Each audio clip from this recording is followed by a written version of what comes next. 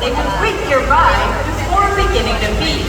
But once they get going, about 100 birds will gather for the meal and strip a large carcass down to its bones in less than a few minutes.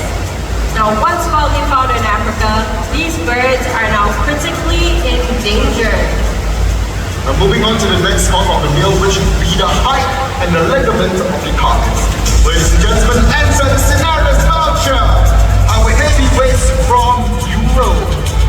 Now, unlike other vulture species, these birds are not solitary, and they prefer to feed in smaller groups, except when they are breeding and having chicks. So our large male right there uses his strong gripping feet and hook beak to rip apart tough skin and feed on chunks of flesh. Now we have one more scavenger species for you, and that is our marabou stork from Africa. And one more way up there.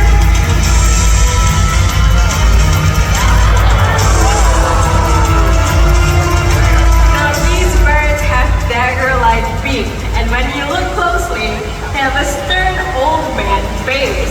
Now, even though they are not vultures, they cooperate and coexist with them, joining them in their midst.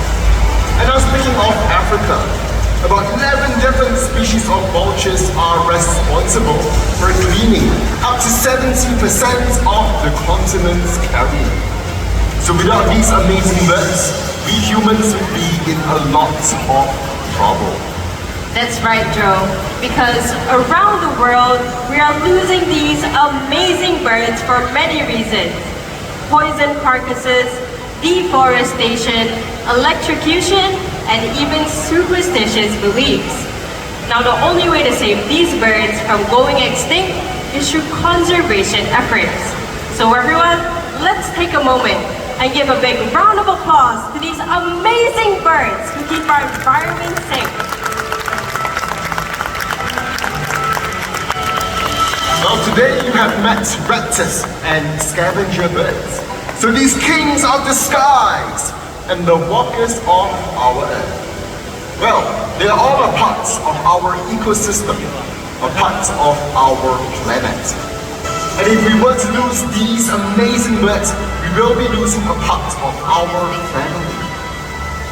So everyone, thank you for coming down today, and let's do our part to live in harmony with